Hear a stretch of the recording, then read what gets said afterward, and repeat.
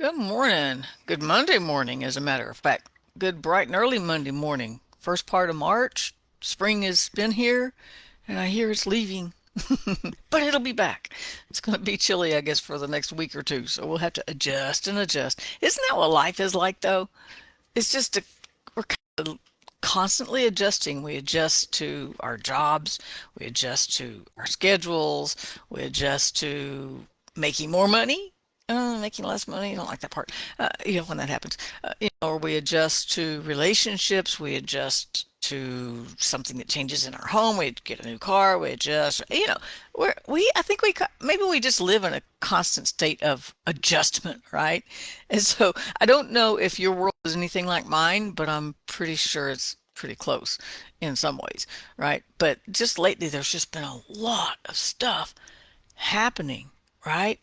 The news in downtown Oklahoma City, I don't even know. I've lost count of how many shootings and stabbings and all that is late at night. So I ain't going late at night unless I'm packing, right? No, I'm just kidding, mostly. Yeah, but it's like the world is just crazy. We are inundated with information, and that's not that's all bad because we want to learn. We want to learn about the world we live in.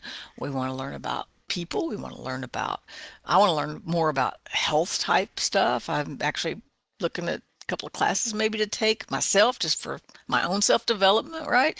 So we're always changing, we're always learning. So there's good things going on too, but there's just so much stuff going on. We have the internet at our fingertips. Thank you very much, right? We have, and then our TVs have a world of entertainment as if we needed that much entertainment, you know. And then there's just stuff coming at us all the time. Little dings on our phone all day long. My little wrist, my Garmin just beeps all day long. Sometimes I just turn notifications off on it so I don't, and then I'll go check my phone when I'm ready, right? I have to. I have to have those times away sometimes because, it just gets too much.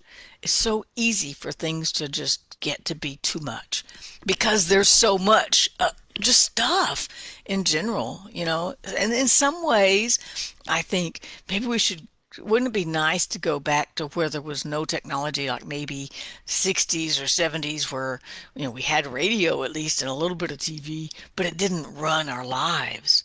We didn't, there wasn't TikTok, there wasn't Instagram, there wasn't constant dinging on your phone, there wasn't all these things demanding your attention. I could sit on Saturday and read a book. Of course, I was a teenager too and didn't have all the responsibilities, right? I'm sure that was part of it, right? But just it was a calmer time, even in the 70s, which was crazy, right? It was calmer. It was calmer days.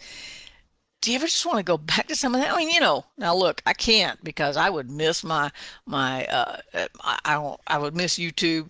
I would miss Facebook. I would miss that. That's my social interaction for the most part. I'm working on some ways to get out there and get some more things going and making some different plans, but it's hard. There's just so much, right? We're just inundated with all kinds of crazy stuff, which really is why we started this broadcast to start with. Was we were inundated with misinformation, scary information, and new information about COVID, and we didn't know. Here we are though. We're all right. We've even had it, and we lived, right? Some people have. We've lost loved ones. We've lost friends. We've lost a lot in the last 3 years, but I choose to look at what we've gained. We've come together in different ways, in new ways, as in unity in some ways, right? And for me, I've grabbed hold. I grabbed a harder grasp, a stronger grasp of the word because I need it more, right? And isn't that what struggles are supposed to do? Drive us to Him. So this morning I was thinking about all these different things that were going on in my life. Bad news of people I know who passed, and people who are sick, and those who are having money struggles, and just all I was just had all these things going on, and I just thought, you know what? I need to stop and just think about God. Why? Because it seems like life is changing all the time. Right? It is. It doesn't seem like it. It really is. We're getting older. Our we do different levels of activity. We change jobs. We have different clients. Just so many different things cause change is constant. It's the only constant. Change is the only constant in our lives. It's going to change all the time, right? And there's just all this stuff coming. But the good thing is God doesn't change. He is that firm foundation we can stand on when the rest of the world's going crazy. And it looks like it has. It's just crazy out there, right? Road rage, even. I mean, it's just weird crazy, right? It's just, oh my gosh, it's just crazy. So, but the good thing is we can stand on a firm foundation of God's mercy and grace, even in the middle of change, even in the middle of craziness, even in the middle of a pandemic. We did it, right? We did it. Yeah, we can grab hold of his peace no matter what's going on around us. Why? Because that peace is not going to change. For that matter, it's not going to get stronger. It ain't going to get weaker. It's just going to be. And God is just going to be. And so this morning, as I was praying through some requests, I was praying for some specific needs I know about, and family members and friends and people I know who are hurting and suffering and going through some really difficult times. And I was just praying through this list this morning, and I was just kind of overwhelmed with, oh, this is a lot, right? And this is just my little circle. How much worse is it out there, right? How much harder is it for people to carry the load of today? Seems like it gets more and more difficult the more conveniences that we have, right? And so I thought, you know what? I'm just going to look at God. I'm just going to not look at, I'm not going to let the distress, the craziness, the disrest, the unrest, I don't even know what the right words are for what we're facing, but all the trauma that's going on and all the crazy thing that's going on. I'm not going to let them have my attention. Am I going to pray about them? Yes, I'm going to pray about them and leave them with him, and I'm going to exchange it for his peace. I'm going to give him all my anxieties, all the things I'm worried about, and I'm going to exchange those. What an exchange for peace. I get his peace that doesn't wane, his peace it doesn't leak out, it doesn't expire, it doesn't stop. He doesn't withdraw it, he doesn't say never mind. It's just there. And I just have to learn how to tap into it. So to tap into that peace this morning, here's what I did. I'm just going to think about God. I just want to think about who he is. And so then I started looking in the Psalms, because I got to have a scripture for everything, right? And so I found myself in Psalm 113, which says this, and I'm reading out of my favorite, the old New Living, right? The old New Living from 1995, I think it is. I don't like the new translations. They changed it. They watered it down again. So then you can't find these anymore. So anyway, the old New Living says this: who can be compared with the Lord our God, who is enthroned on high? Who can we compare? We can't even compare an earthly king to God, because God is enthroned on high. He's got a throne that can't be brought down. He's got a throne that can't be taken away. In this earthly realm, especially back in like David's day, when David was writing this, I'm assuming David wrote this one. When this psalm was written, a king could take over a land, but he could be conquered and replaced. Whoever took the throne could have his land, right? That's the way it was. God's throne, God is enthroned on high. He can't be dethroned, right? He is reigning over, he is an eternal God reigning over an eternal kingdom. And sometimes we yeah, I know, I got to use the two glasses because my bifocals on my old glasses don't work. I got bifocals, but I got to have extra ones.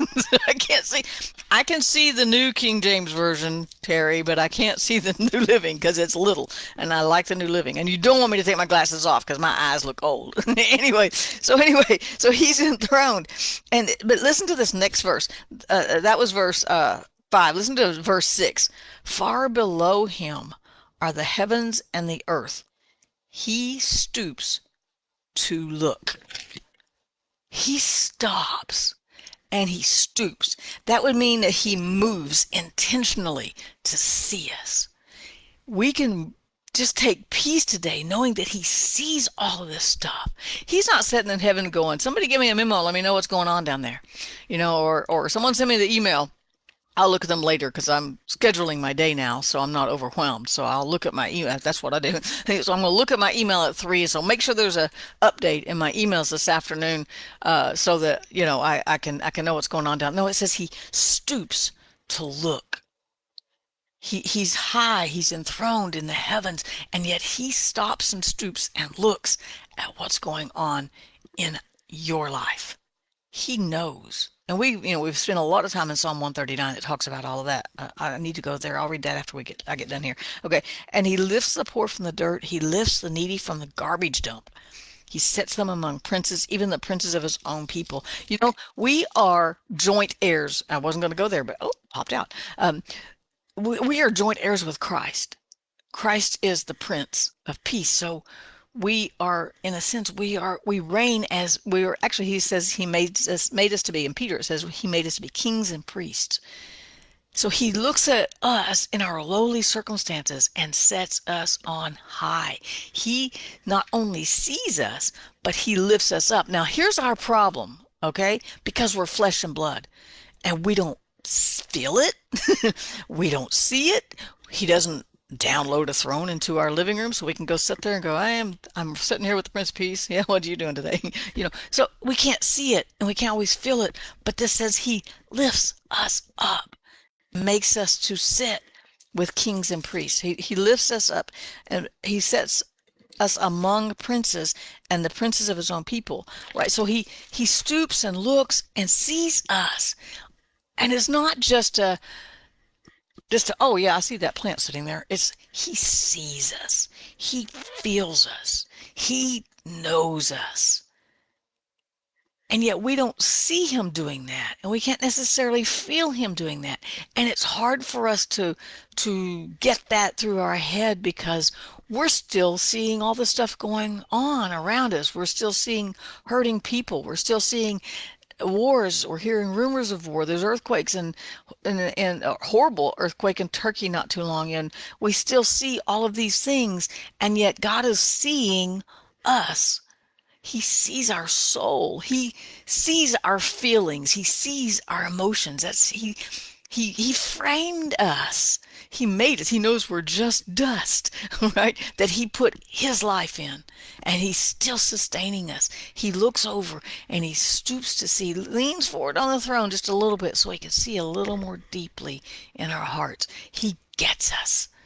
And he intently looks at us. He doesn't wait for a memo for somebody else to tell him how we're doing.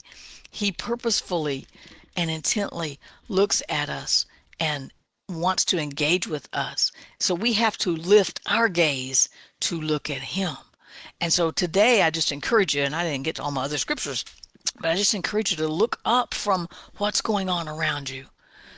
No matter where you are, no matter what kind of problems you're dealing with, no matter what kind of good things you're dealing with even, I encourage you today to just lift your eyes, lift your spiritual gaze, your heart eyes up and just look at God today because he's looking at you. And if we can get those two gazes to match, God looks at us intently and we look to him intently, that will be a powerful, life-changing moment because we won't see things as they are.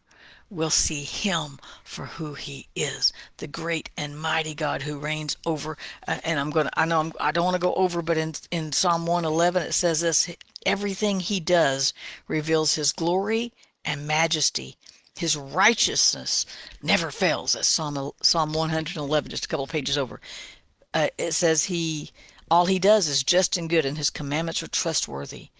He says they are forever true, to be obeyed faithfully and with integrity. He paid a full ransom for his people and guaranteed, get this is what grabbed me this morning. He guaranteed his covenant forever. Forever. He is so good to us, and he is so intent on sharing his goodness with us. And all we have to do is lift our gaze beyond what we see in this earth that can be so distracting and such a burden. But if we can look above it and look past it, well, we can remind ourselves that his covenant is forever, and part of that covenant is peace. His peace is forever. His righteousness, it goes on down here to say, is forever.